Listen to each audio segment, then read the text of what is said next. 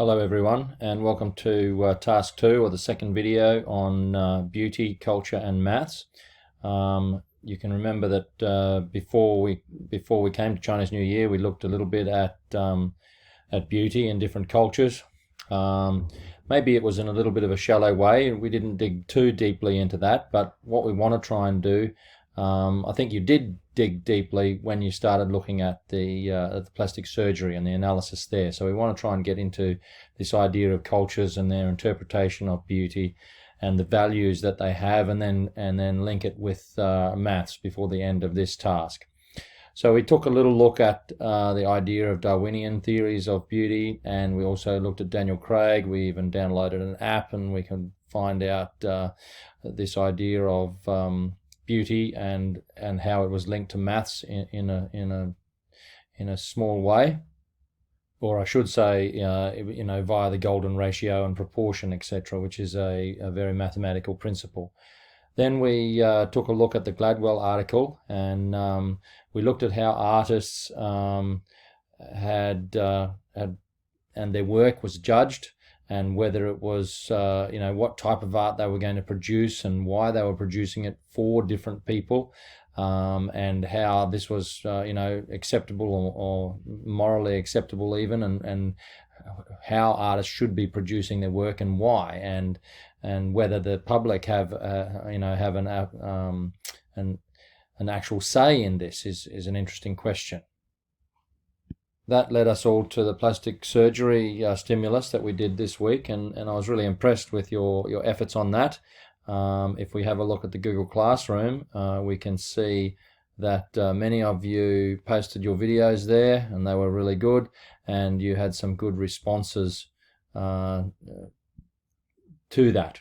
Well, I was particularly impressed with the knowledge questions that you had made up, and I just want to highlight some of these now.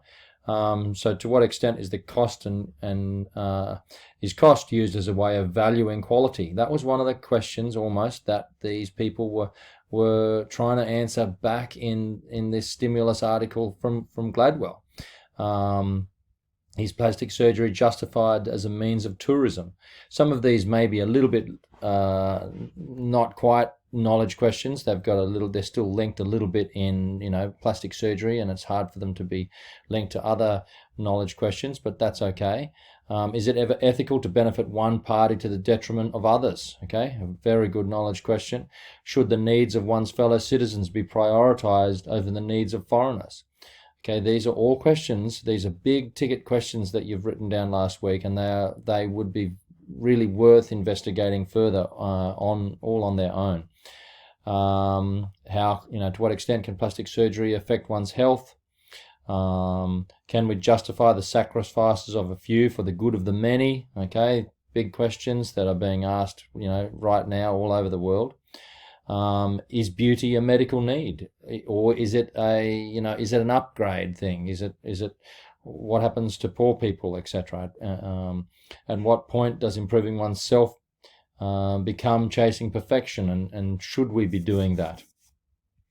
And what methods should be used to decide how we will feel about something in 10 years down the line? We don't, how can we decide, will I be happy with this in 10 years' time? Which is a very, very good question. So I'm hoping that now, as we dig into the maths framework and link maths a little bit more to it and look at the stimulus this week, the answers to some of these questions might actually start to develop. And so if in your writing you can link back to your previous knowledge questions and or one of these that I've chosen out, then that would be really cool. Okay, so let's just take a little bit of a quick look at maths. We're going to have a look at the framework now. Just like any area of knowledge, maths does have a framework, okay? And that's an important place to start. We will look at maths a little bit more later on, not from a beauty perspective, but for now we'll just focus on the links with beauty and society and impacts, etc. So I've just pulled these straight out of the maths framework, which is in the guide, and you have the guide. So what about this idea here? Despite, or rather because of the strict confines of mathematical knowledge, maths is enormously creative. Now, we don't necessarily always think about maths as being one of the creative arts, as music, maths, but we do in some other areas, and it does require imagination. So maths is quite clearly linked here. And the idea of that maths seems to be broadly universal and not tied to a particular culture. Beauty and art actually crosses culture, and we see interpretations across culture. So maybe maths is very similar to art in that regards. Maths uses a precisely defined set of symbols, which stand for abstract things. What do we use in art? What are the abstract symbols in art that stand for things? And then we can look at geometry. Part of the stimulus later on is some of Da Vinci's work, and he was strong into geometry and the historical development that it really impacted on painting and architecture and music. So possible KQs that might come from maths is, if mathematics is an abstract intellectual game like chess, then why is it so good at describing the world? Well, what is art doing? Art is trying to describe the world for us. And so it's very similar here to maths. And also the second one that I've chosen out, why should elegance or beauty be relevant to mathematical value? A lot of times people think of beauty as maths.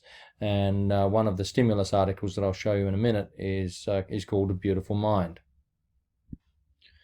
Okay, so to start with, if everyone comes to the online learning tasks topic, you'll then see I've posted two things in there.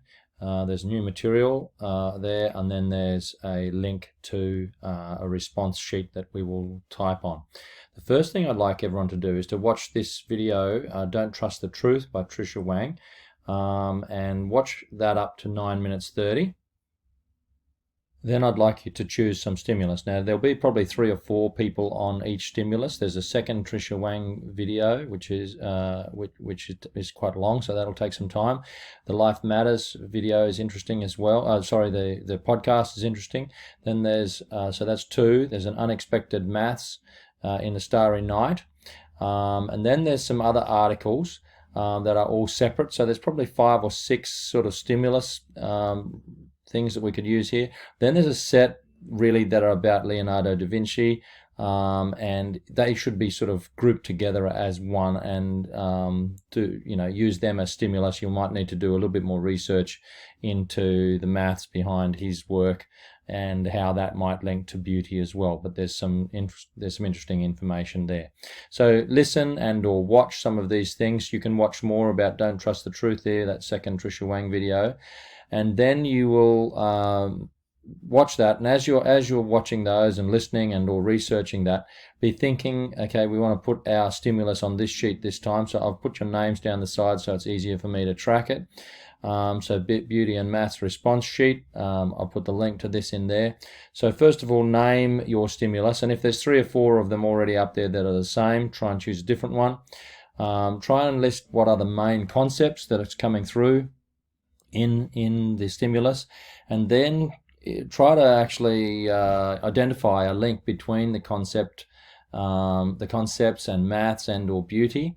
And then can you identify a thinker or a theorist or a writer or a theory, a theory that might explain or back up this person's, so for instance, Tricia Wang saying some things. Is there someone else who's saying similar things to her that could help justify that? And then the last thing we'll do, you did really well at this last week, and I think this is the really important part, try to come up with another relevant KQ for this. And so essentially here we've got a set of real life situations, and we're looking at building the body of a presentation or an essay with our research, and then making that all relevant with our KQ, which helps drive all of this as well in the future. So I hope you enjoy this lesson. It may extend over into the 2 doubles that we have this week, because I'd like you to dig into this relatively deeply. I hope you enjoy it, and let me know if you need help. I'll be online during our lesson times so that you can ask some questions then if you need. Okay, enjoy. Goodbye.